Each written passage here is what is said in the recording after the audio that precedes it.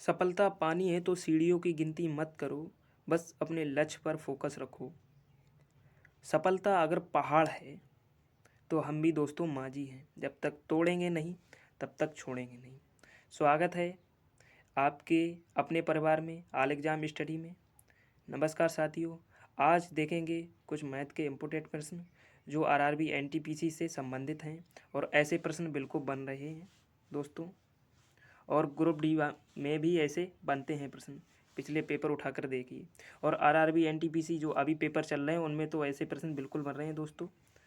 आप पेपर अगर दे के आए होंगे तो आपको पता होगा, नहीं दे के आए तो वीडियो को देख लीजिए, आपको इससे बहुत लाभ मिलेगा। चलिए स्टार्ट करते हैं। उससे पहले निवेदन है कि आपने अगर अभी तक हमारे चैनल को सब्सक्राइब नहीं किया तो सब्सक्राइब कर बेल आइकन को ज़रूर प्रेस कर लें, जिससे प्रत्येक वीडियो की नोटिफिकेशन मिलती रहे आपके स्मार्टफोन पर। तो चलिए स्टार्ट करते हैं पहले प्रश्न से। पहला प्रश्न दिया गया है कि x का मान कितना होगा। इस x का मान कितना होगा। तो देखिए, पहले तो एक चीज़ समझ लीजिए। मान लीजिए मैंने एक सर्कल ले लिया और सर्कल का मान होता है 360। ये सभी लोग जानते हैं, दूध पीता भी बच्चा भी जानता होगा कि इस सर्कल का मान 360 होता है। अगर हमने इसको दो भागों में बांट दिया तो क्या हो जाएगा, 360 के दो भाग हो जाएंगे, यानी कि 180 नीचे हो गया और 180 ऊपर हो गया। राइट, इतनी बात समझ में आई दोस्तों। अब यहाँ पर भी हम वही रूल अपनाएंगे। ये मैंने सर्कल मान लिया, ठीक है। 180 ऊपर हो गया, 180 नीचे हो गया। अब देखिए, x और 2x और 3x अगर इन दोनों तीनों को जोड़ेंगे तो हम कितना हो जाएगा, 106x। देखिए x अंश है और प्लस 2x प्लस 3x, अगर इनको जोड़ेंगे तो कितना हो जाएगा, 6x। और 6x बराबर है कितना, 180। अगर हम एक x बराबर निकालेंगे तो कितना हो जाएगा, 30। एक x बराबर कितना हो गया, 30 हो गया। अगर हम इनका अनुपात बना लें तो एक x का मान रखेंगे एक, 2x का तो 3x का 3। अगर इस x का मान पूछा है तो सीधा डायरेक्ट हम इससे गुणा कर देंगे तो कितना हो जाएगा, 30। 2x का अगर पूछेगा तो 30 से गुणा करेंगे, 30 दूनी 60 हो जाएगा। अगर इसका पूछेगा तो 3 तिहाई 90 हो जाएगा। सभी का आंसर पता हो गया, यानी कि x का हो गया 30, 2x का हो गया 60 और 3x का हो गया 90। दोस्तों, आपको कोण त्रिकोण त्रिभुज कुछ भी नहीं आता, उससे लेना देना नहीं है, लेकिन प्रश्न को आप बहुत अच्छी तरह से समझ लेंगे अगर कोशिश करेंगे तो। चलिए अगला प्रश्न देखते हैं। 80 का समपूरक कोण क्या होगा। तो अभी हमने आपको बताया कि हमने मान लीजिए कि एक सर्कल ले लिया और सर्कल का मान होता है 360, है ना, 360 होता। अगर हम इसको दो भागों में बांट दें तो 180 ऊपर हो गया, 180 नीचे हो गया। यही बात बताई थी ना। तो देखिए, अब ये सर्कल है, इसका मतलब है 180 ऊपर हो गया, 180 ऊपर हो गया, 180 नीचे हो गया। ठीक है भाई, ये बात समझ में आ गई। और पूछा 80 का संपूरक कोण क्या होगा। अब संपूरक, उन्नयन, अवनमन कोण नहीं जानते, उससे कोई लेना देना नहीं है यहाँ पर। तो 80 का संपूरक कोण क्या होगा। तो यहाँ पर कहने का मतलब है कि 80 तो पहले से मौजूद है। अब कितने कोण की आवश्यकता है जो कि हमारे 180 कोण हो जाए। तो पहले तो हम लिखेंगे 180 और इसमें से -80 घटा देंगे तो कितना आ जाएगा, 100। अगर 100 और 80 अगर हम जोड़ेंगे, 100 और अगर 80 जोड़ेंगे तो कितना हो जाएगा, 180 हो जाएगा ना। इसका मतलब है इसका 100 संपूरक कोण है, यानी कि ऊपर का मान जो है 180 संपूरक कोण होता है और हमारे पास 80 अंश पहले से, तो इसका मतलब है 100 और चाहिए जो 180 हो जाएगा। चलिए अगला प्रश्न देखते हैं बिना देरी के। वीडियो को अंत तक देखते रहिए, बहुत मज़ा आएगा। चलिए अगला प्रश्न देखते हैं। साइन 45 इंटू कॉस 45 का संख्यात्मक मान क्या होगा। यहाँ पे गलत लिख गया है दोस्तों, संख्यात्मक मान क्या होगा। तो साइन 45 का मान कितना होता है, पहले तो ये जान लीजिए। साइन 45 का मान कितना होता है दोस्तों, साइन 45 का मान होता है 1/√2। तो कॉस 45 का कितना होता है। अब देखिए यहाँ पे क्या है, साइन 45 का भी मान होता है 1/√2 और कॉस 45 का भी होता है 1/√2। तो अब संख्यात्मक मान क्या हो जाएगा, तो 1/√2 यहाँ पे इंटू का चिन्ह दिया यानी कि गुणे का, तो हम गुणे का चिन्ह लगा लेते हैं और 1/√2।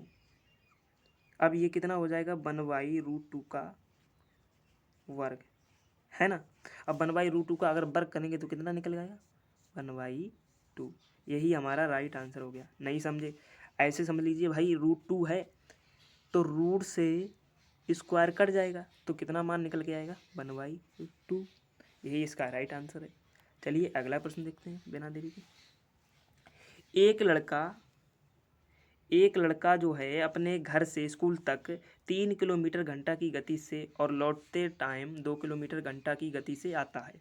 यदि वह आने जाने में 5 घंटे का टाइम लेता है तो दूरी कितनी है। अब यहाँ पे कुल दूरी कितनी है पूछ रहा है, यहाँ पे कुल दूरी कितनी है ये बताना है आपको।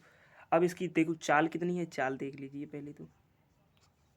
चाल कितनी है, एक तो है 3 किलोमीटर घंटा जाते टाइम और लौटते टाइम जो है यानी कि आते टाइम है वो 2 किलोमीटर घंटा, और जो समय लगा टी वो लगा इसको 5 घंटे।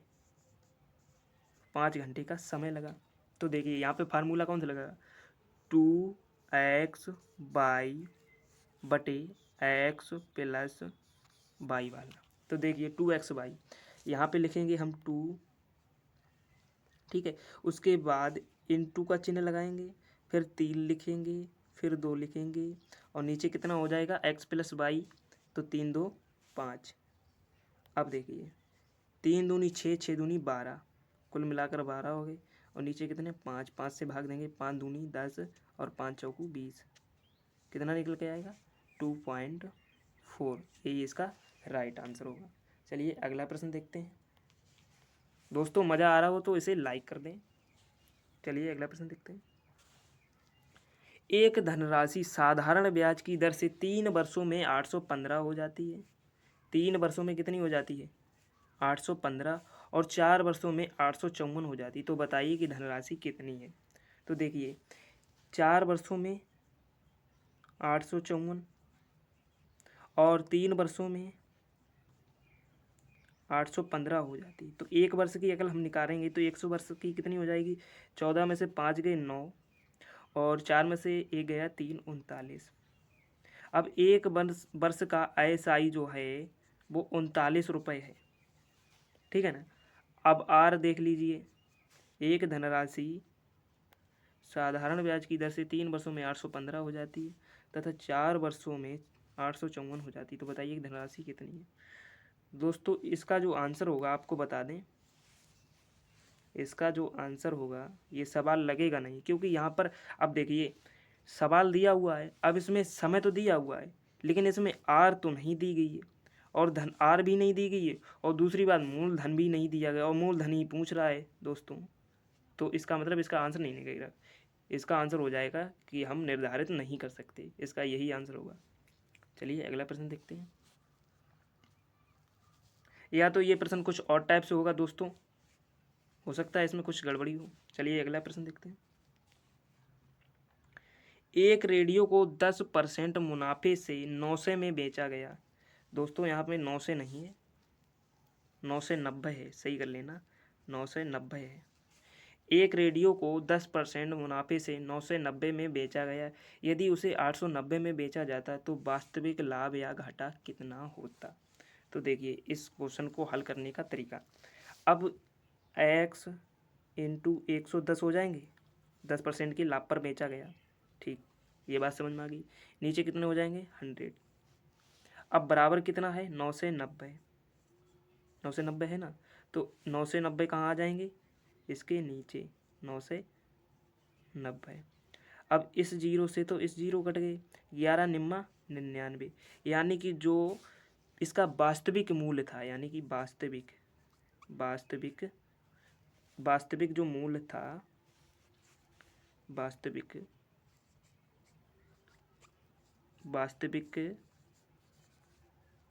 मूल्य जो था वो 900 था और वही यहाँ पर लिखा भी हुआ है, वास्तविक मूल्य 900 था। अब इसे 890 में बेचा गया तो 900 में से अगर 890 हम घटा देंगे तो कितने निकलेंगे 10 निकलेंगे ना।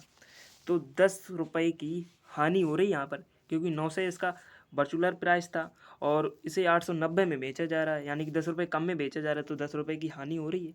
तो ऊपर लिखेंगे 10 और नीचे लिखेंगे 900 इंटू 100।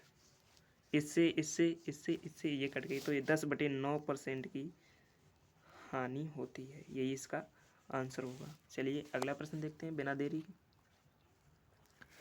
ए बी सी का औसत 45 किलोग्राम है। ए बी सी का औसत 45 किलोग्राम है और ए और बी का औसत भार 40 किलोग्राम, बी सी का 43 किलोग्राम है, तो बी का भार कितना होगा? तो देखिए ए बी सी दिया है 45 किलोग्राम, 3 का कितना हो जाएगा? 45 गुणे 3 हो जाएगा, यानी कि 45 दूनी 90, 135 हो गया 3 का। हाँ भाई ये बात समझ में आ गई होगी। यानी कि 3 लोगों का 145 हो गया, कितना भार? औसत नहीं, औसत तो 45 किलोग्राम है, लेकिन 3 लोगों को जो भार है वो 135 हो गया। अब 2 लोगों का ए और बी का कितना है? ए और बी का कितना है? एक मिनट, ए प्लस बी का कितना है? 40 किलोग्राम। तो 2 लोगों को कितना हो गया? 80, है ना? बिल्कुल राइट बात।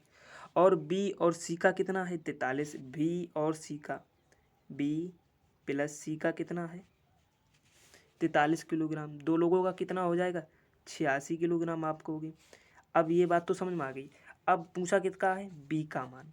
अब यहाँ पे बी डबल हो गया ना, देखिए अगर हम इन दोनों को जोड़ लें, ए प्लस बी प्लस सी हो जाएगा, यानी कि देखिए ए प्लस 2b प्लस सी। ये बात समझ में आ गई। और इनको जोड़ेंगे बराबर कितना हो जाएगा? 6 8 दूनी 16, 166 हो गया ए प्लस 2b। अब हमारे पास ए बी सी बराबर कितना है? 135। तो 166 में से 135 घटा देंगे हम, तो कितना निकल गया? 6 में से 5 गया 1 और 6 में से 3 गए तो 3, यानी कि कुल मिलाकर हमारा आंसर कितना होगा? 31। देखिए भाई ए बी सी 45 किलोग्राम है, 3 लोगों का 135 किलोग्राम हो गया। अब ए और प्लस बी का कितना हो गया? 80 किलोग्राम, है ना भाई? और बी प्लस सी का कितना हो गया? 86 किलोग्राम। तो ए प्लस 2b प्लस सी, इसका मान 166 हो गया और हमारे पास बी का मान पूछा है 1b का। तो अगर ए बी सी का 166 है और इसमें डबल बी है, अगर हम इसमें से ए प्लस बी प्लस सी घटाएंगे, यानी कि ए भी घट जाएगा, सी भी घट जाएगा और बी भी घट जाएगा, फिर भी यहाँ पर एक बी तो बचेगा, तो एक बी का मान कितना हो जाएगा? 31। चलिए अगला प्रश्न देखते हैं। रूट 8 का घनमूल कितना होगा? शायद ये लास्ट प्रश्न है दोस्तों। रूट 8 का घनमूल कितना होगा? तो रूट 8 का घनमूल होगा 2। ये तो सभी लोग जानते होंगे, ऐसा प्रश्न छप चुका है एनटीपीसी में, इसलिए ये कराया था कि घनमूल पढ़ लीजिए, यानी कि आपको संकेत दे दिया घनमूल पढ़ना और वर्गमूल पढ़ना बहुत ज़रूरी है, ये लोग आप पढ़ लो। तो धन्यवाद दोस्तों। यदि वीडियो आपको अच्छी लगी हो तो इसे लाइक कर दें और चैनल को सब्सक्राइब कर दें। अगर वीडियो को आपने अभी तक शेयर नहीं किया तो इस वीडियो को शेयर भी कर दें, क्योंकि आपके प्यार के बिना हम कुछ भी नहीं है दोस्तों। बहुत मेहनत से वीडियो बनती है दोस्तों, इसलिए इसे एक लाइक ज़रूर करें। धन्यवाद दोस्तों।